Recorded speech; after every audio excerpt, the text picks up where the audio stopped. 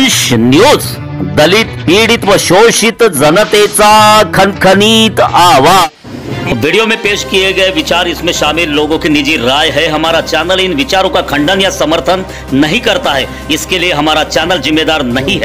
RSS ही registered संस्था ना, ही registered नसल्यामुळे, कारण की नागपूरचेच एक मूल म्हणून आहे, त्यांनी RSSच्या नावाने संस्था रजिस्टर करायला टाकलेली आहे, पण त्यांना ती मान्यता अजून दिलेली नाही।